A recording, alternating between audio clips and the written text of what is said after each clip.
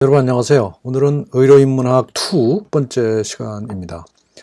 우리가 지난 학기에는 의료인문학 1에서는 주로 이제 의학의 역사에 대해서 공부를 했죠. 질병의 역사, 의료 제도의 역사, 몸에 관련된 과학의 역사, 의학의 역사죠. 이런 것들을 여러 가지 방면에서 살펴봤습니다. 의료인문학 2에서는 그 역사적인 생각을 바탕으로 해서 의학을 대상화시켜서 보는 소위 말하는 메타의학이라고 할 수 있는 내용들입니다. 지금 아직 의학을 본격적으로 공부하지 않은 학생들하고 이런 공부를 한다는 게 조금 과연 맞는가 하는 생각을 하긴 하지만 우리는 어떤 학문을 할 때 그 학문에 대한 공부를 할 필요가 있다고 생각합니다. 그냥 무엇이든 뭔지도 모르고 그냥 무턱대고 하는 것보다는 이 학문이 어떻게 발전해 왔고 지금 현재 당면한 과제는 뭐고 또 그동안 해온 성과는 뭐고 앞으로는 어떤 일을 할 수 있는가에 대해서 큰 안목을 가져보는 것도 대단히 중요하다고 생각합니다. 그래서 이 의료인문학이라고 하는 것은 그러한 안목을 가지기 위한 그런 학문이라고 이해를 해줬으면 좋겠어요. 오늘 이제 이야기에서 나옵니다만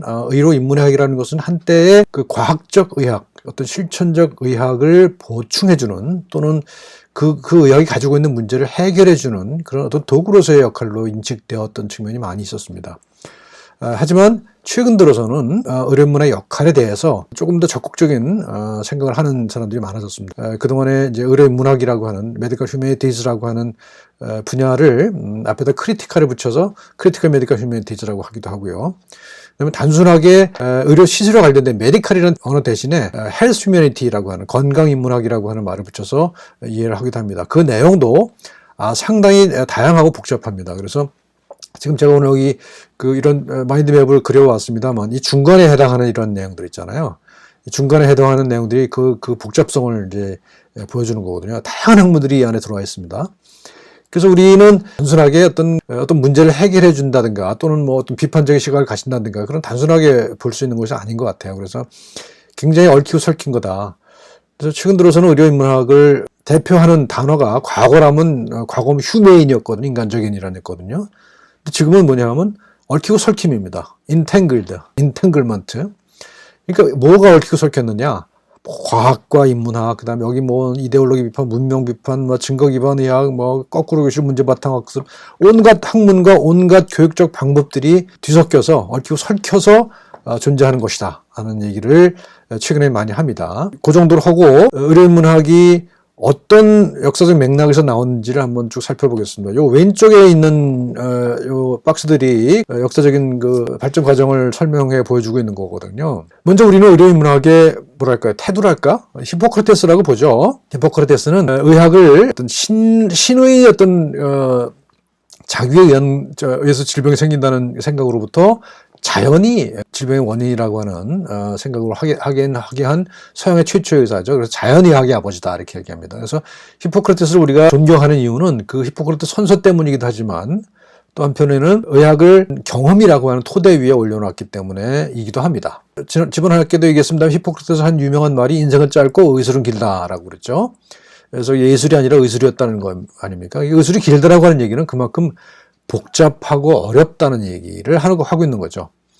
그리고 불확실하고 그런 것들을 담고 있는 겁니다. 그러니까 우리는 그 2500년 전에 나온 인생은 짧고 의술은 길다라고 하는 격언을 아주 깊이 감직해야 될 거라고 생각을 합니다. 그렇습니다만 실질적으로 그 경험이라고 하는 것이 굉장히 얕았잖아요. 고대 시대에는 과학이라는 것이 이제 발전하기 이전이었으니까요. 그래서 그 중세 시대에는 뭐 그 히포크라테스가 만들어놓은 그 체계, 경험의 체계였지만은 굉장히 또 추상적인 체계이기도 했거든요. 그래서 그 사원소설, 사치엑설이라고 하는 그 이론을 기반으로 해서 모든 것이 이루어졌고, 그래서 마치 어떤 교조주의적인 이것이 무슨 뭐 성경 같은 그 히포크라테스의 또는 그 글을 이은 갈레노스의 책들이 그것이 어떤 경전처럼 여겨지는 그런 한 1500년을 살았죠. 16세기에 오게 되면요, 이제 베살리우스, 하비 같은 사람들이 나타나서 해부학과 생리학을 발달시킵니다.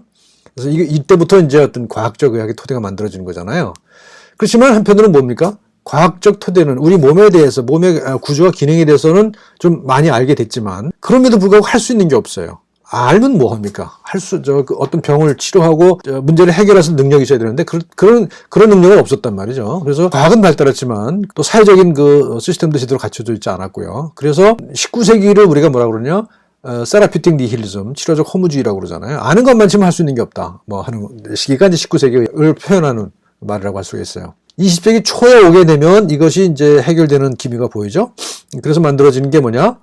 이제 플렉스너 보고서라는 것도 많이 들어봤잖아요. 그래서 플렉스너 보고서라는 건 뭐냐면 의학을 과학의 반열에 올려놓은 거죠. 그래서 의학을 공부하려면 반드시 과학적 기초가 있어야 된다. 그래서 과학을 공부한 사람만 의대에 들어와라.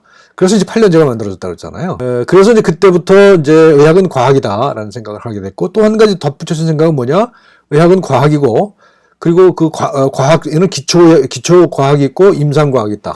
기초 과학을 익히고 난 다음에 그것을 임상에 와서 활용을 해야 된다. 그래서 이제 이때부터 만들어진 게 의학은 과학이다. 또 하나는 의학은 임상의학과 기초의학으로 나눠진다 하는 그런 게 만들어졌죠. 그래서 지금도 우리가 가지고 있는 의학 교육 시스템이 이때 만들어진 것을 그대로 답습하고 있는 것이라고 할 수 있는 것이죠. 플렉스너 체계를 정착시키는데 아주 크게 기여한, 말하자면 20세기 히포크라테스라고 불러도 과연 손색이 없는 분이 계시죠. 윌리엄 오슬러라고 하는 분이 있는데요. 윌리엄 오슬러라는 분은, 이분은 진짜 임상의학을 어떤 경험의 토대, 과학적 토대에 올려놨음에도 불구하고 인문학적인 그 성격을 굉장히 강조한 그런 분입니다. 이분이 남긴 이 경구를 여러분들한테 소개해드리고 싶어요. 처음 의학과 대학에 들어온 학생들에게 설득하기 가장 어려운 것은 뭐냐 하면, 여러분들이 이제 공부하게 될 것이 메디컬 코스가 아니다, 라이프 코스다라고 하는 것을 설득시키기 어렵다는 거예요. 여러분들이 공부할 것은 메디컬 코스가 아니라 라이프 코스라는 겁니다. 의학적 과정이 아니라 인생의 과정이라는 것이죠. 왜냐? 의사라고 하는 존재는 평생을 자기 인생을 환자를 돌보는 것으로 채울 것이기 때문에, 그것이 인생이 될 것이기 때문에, 그래서 이제 여기서부터 프로페션이 나오는 거예요. 프로페션이라는 것은 자기 인생의 목적과 자기 직업의 목적이 거의 동일하다는 거 아니에요. 그래서 라이프 코스라고 하는 말이 강조되고 있습니다. 윌리엄 오슬러, 이 사람은 이제 20세기 초에 존스 홉킨스를 만드는데 크게 기여한 분이고요. 20세기 초의 의학에 있어서 이분을 빼놓고는 이해하기 어려운 굉장히 많은 책을 썼고요. 내과학 교과서 혼자 썼던 최후의 인물이죠. 그래서 뿐만 아니라 의학과 관련된, 의술 행위와 관련된, 의료 행위와 관련된 또 어떤 철학적 반성 또는 그런 경구들을 굉장히 많이 남겼습니다. 여기서 제가 강조하고 싶은 건 뭐냐면, 오슬러에 있어서는 이 과학과 인문학이 구분되지 않았다라고 하는 겁니다. 그러니까 플렉스너 체계 초기 단계만 하더라도 이게 구분되어 있었지만, 그 실천했던 오슬러 같은 모범적인 의사 같은 경우는 그것이 다 안에 들어와 있었다라고 하는 얘기를 하는 거죠. 아무튼 간에 그래서 플렉스너 체계 이후에 기초의학과 임상의학이 구분되기 시작하죠. 그러니까 오슬러가 원했던 건, 또는 플렉스너가 원했던 건 아니지만 전반적으로 과학과 인문학이 갈라서기 시작합니다. 의학은 과학으로만 인지가 되게 되고 인문학에 대해서는 관심이 멀어지기 시작해요. 우리가 하고 있는 일, 우리가 의료행위, 의술행위에 관련된 그거 가지고 있는 가치, 의미 이런 것들에 대해서는 별 생각을 안 하게 됐다는 것이죠. 그래서 생긴 문제가 뭐냐, 이제 스캔들이 많이 생기잖아요. 그러니까 2차 세계대전 때 뭐 나치나 일본 731 부대가 저질렀던 생체 실험 같은 그런 잔인무도한 짓들이 이제 문제가 됐고요. 그다음에 1960년대에는 살리도마이드라고 하는 약으로 인해서 전 세계에서 수만 명의 그 아이들이 팔다리가 없이 태어나는 그런 참사가 벌어지죠. 근데 이때부터 이제 의학을 그냥 이렇게 과학의 영역에만 놔둬서는 안 되겠다라는 생각을 하게 되는 거죠. 그러니까 이게 20세기 중반쯤이에요. 그러니까 뉘른베르크, 이거는 이제 2차 대전 때니까 20세기 이제 40년대고요. 헬싱키는 60년대예요. 그다음에 그 이후에 이제 70년대, 80년대로 오게 되면서 의료에 있어서 굉장히 많은 스캔들이 생기죠. 여러 가지 스캔들이 생깁니다. 지난 학기에도 좀 일부 설명을 했습니다만, 그래서 그런 것 때문에 생긴 게 이제 의료 윤리 운동이 생기죠. 의학을 그냥 그대로 내버려두지 말고 거기서 된 의료 윤리적인 해결책을 찾아야 된다라고 하는 겁니다. 근데 이제 중요한 건 해결책이에요. 해결책. 의료 윤리 운동은 어떤 의료 행위에 관련된 가치와 의미를 찾는 것이었지만, 동시에 뭐였는가 하면 그런 문제를 가지고 있는 의학을 도와주는 곳이었습니다. 의학이 저지르는 문제를 해결해 주는 곳이었어요. 그래서 지금도 그런 생각을 하는 분들이 많은데, 의료윤리는 의학이 만들어내는 문제를 해결하는 어떤 그 해결사 역할이라고 여기는 분들이 꽤 있는 것 같아요. 그거 잘못된 생각이죠. 한때는 그런 게 이제 받아들여졌어요. 그래서 우리나라의 의료윤리 학회가 생긴 게 1997년이거든요. 그때가 뭐냐면 소위 말하는 보라매병원 사건이 터진 해예요. 그러니까 그 이전까지는 의료윤리에 대해서 관심도 없었던 거죠. 그러다가 대형 사건이 터지고 나니까 그때부터 뭔가 우리가 반성을 하기 시작했던 거거든요. 이제 그렇지만 이런 것들에 대해서 꾸준히 고민해왔던 그런 토대가 없었어요. 그렇기 때문에 뭐랄까 피상적인 것에 머물렀다고 얘기를 할 수가 있겠죠. 그 당시 1990년대에 이제 활동을 보게 되면 이런 겁니다. 예를 들면 의학에 대한 비판적인 운동들이 많이 해서 뭐 문명 비판, 예컨대 이반 일리치 같은 사람이죠. 이데올로그 비판, 뭐 빈센 나바로 같은 사람, 자본주의 체제 하에서의 의료 행위를 비판하는 거죠. 의료 사회학, 의료 서비스 공급과 수요와 공급에 관련된 문제 같은 것을 이제 고민하고 의료인류학 문화에 따른 의료 행위의 차이점들을 연구하고요. 뭐 생명인류는 아까 얘기한 거, 의학사는 뭐 오래전부터 해왔던 거예요. 역사. 그다음에 이제 의철학, 의학을 철학적으로 연구하는 학문, 문학과 의학, 의학의 문학을 도입하거나 문학을 통해서 의학을 반성하는 그런 것들이 나오기 시작하죠. 그래서 이런 것들이 이제 의료윤리 운동과 더불어서 이런 학문들이 만들어진다는 거죠. 학문들이 이제 발달하기 시작하는 겁니다. 지금 이런 것들이 모아져서 지금의 이제 의료인문학이 된 거라고 볼 수도 있습니다. 그래서 의료윤리 운동으로 시작했고, 그리고 또 이제 문화적으로는 뭐가 있었냐면 대처의학, 얼터너티브 메디신 운동이 있었죠. 그래서 뭐 무슨 각종 다양한 그 뭐 카이로프랙틱, 오스테오패스, 뭐 호메오패스 같은 그런 소위 정통 과학적 의학에 대항하는 대안적 의료 체계가 또 한참 발달합니다. 그게 이제 90년대. 그랬던 것이 바로 의료윤리 운동과 더불어서 나타난 겁니다. 과학적 의학이 가지고 있는 여러 가지 문제점들을 비판하면서 나왔던 것들이 이런 것들이죠. 1970년대부터 이제 서서 이런 운동이 생기기 시작해요. 의료윤리운동 뭐 이런 것들만 머물 것이 아니라 의학 자체 내에서 소위 말하는 메디컬 휴메니티즈라는 말이 만들어져요. 그러니까 1970년대 말인 거를 기억하는데, 그러니까 의학은 그냥 메디신이었거든요. 그러니까 그 메디신이 이퀄 사이언스였어요. 그런데 거기다 이제 메디컬 휴메니티즈라고 하는 말을 붙이기 시작하는 거죠. 근데 이것들은 이제 메디신을 대상으로 해서 비판을 하는 것들이었단 말이죠.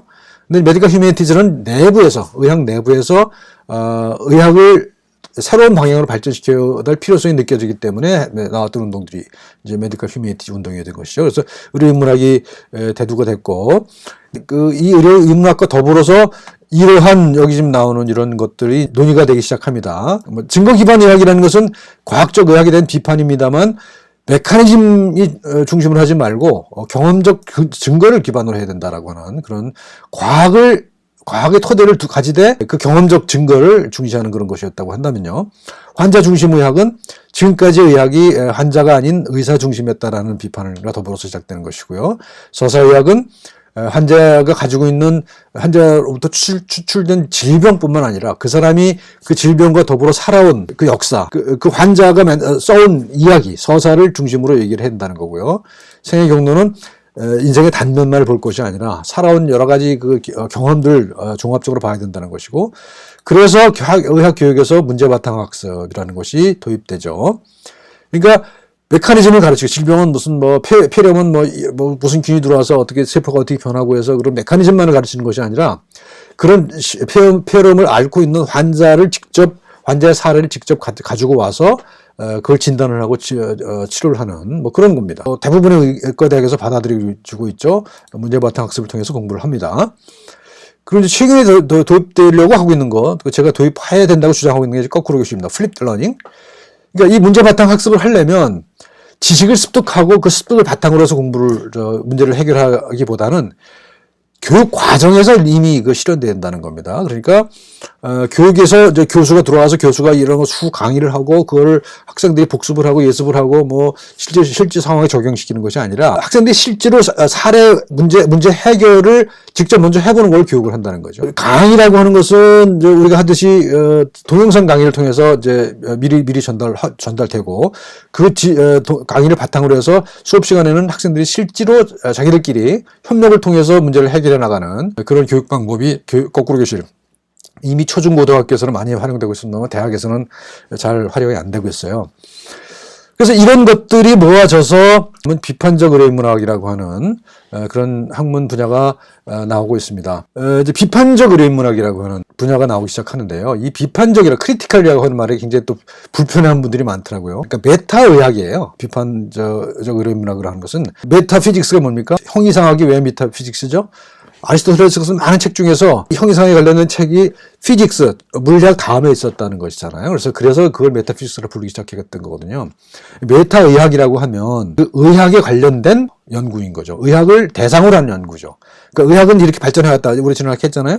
그리고 이러이러한 과정을 거쳐 발전해왔고 이건 어떤 가치를 가지고 앞으로는 어떻게 가야 된다라고 하는 그런 그 의학의 길을 제시하는, 의학의 과거 더러운 길을 되돌아보고 앞으로 나가야 될 길을 제시하는 그런 것들이 비판적 의료인문학이라고 할 수 있습니다. 2015년에 나온 책입니다. 에딘버러 컴패니언 투 The Critical Medical Humanities라고 하는 책이 있는데, 이제 물론 아직까지 완전히 정리된 건 아니에요. 이제 컴파일된 거거든요. 그러니까 여러 저자들이 30개에 달한 챕터를 썼어요, 이 책을. 이제 여기서 중심 개념은 뭐냐면 아까 말씀드렸던 인탱글먼트입니다.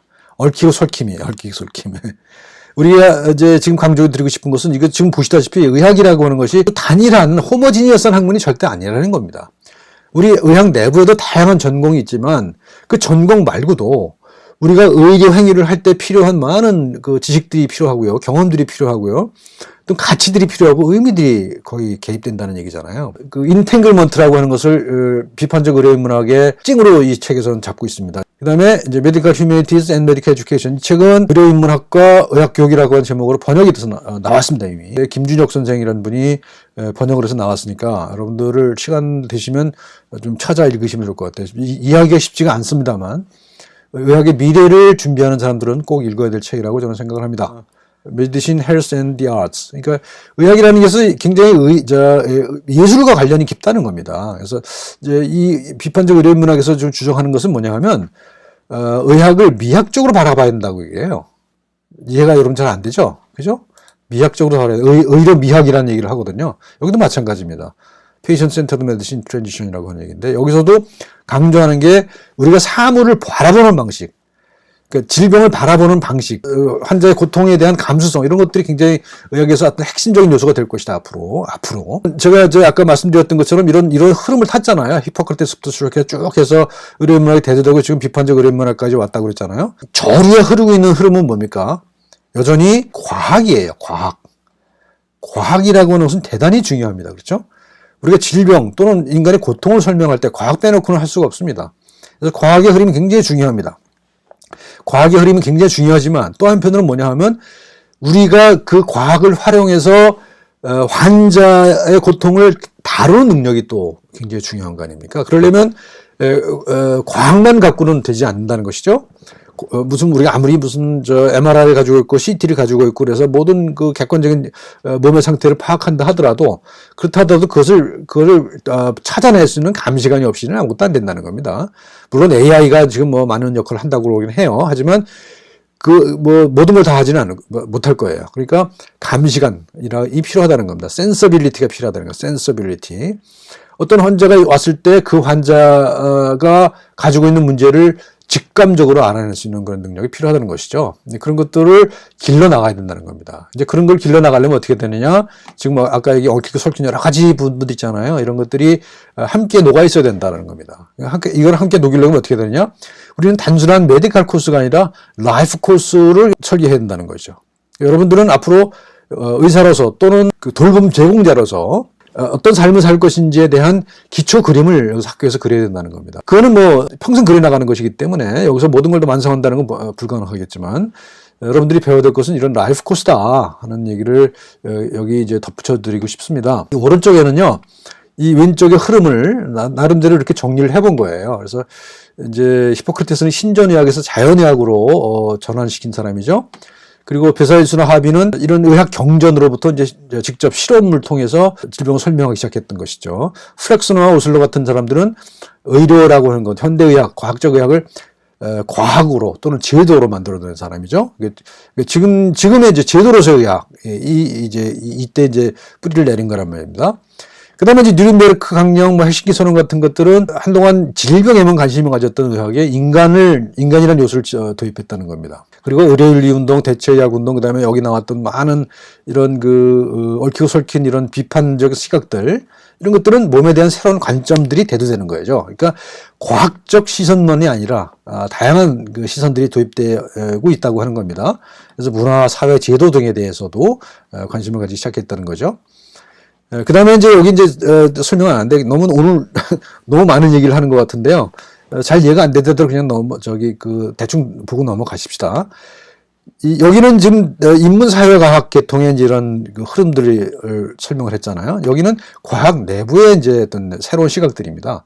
면역학, 유전학, 인지과학, 진화생물학, 정보과학 이런 것들이 의학의 발전에, 의학의 방향에 굉장히 큰 영향을 미치고 있는 것이죠. 이건 뭐 자세한 얘기는 좀 나중에 서서히 하도록 하고요. 이런 학문들이 만들어낸 그 새로운 시각이 대단히 중요한 것이 될 것 같아요. 저는 미래의학을 우리가 준비할 때 있어서 이런 것들을 모르고서는 아마 미래를 준비하기 어려울 것 같아요. 이런 것들은 이제 흐름을 만들어 놓은 것이었다고 한다면 이 과학이라고 하는 것은 그 앞으로의 흐름을 주도해 나갈 어떤 실질적인 내용들, 컨텐츠들이 될 거라는 겁니다. 이건 왼쪽 거는 어떤 추동 세력이었다고 한다면 이건 실질적으로 길을 개척해 나가는 향도들이 될 것이다. 라는 생각을 저는 합니다. 그래서 여기서 이제 정리하면 체화된 인지라고 하는 것이 이제 이것이 뭐냐 하면 결국은 과학과 인문학이 얽히고 설켜서 나온 결론이에요.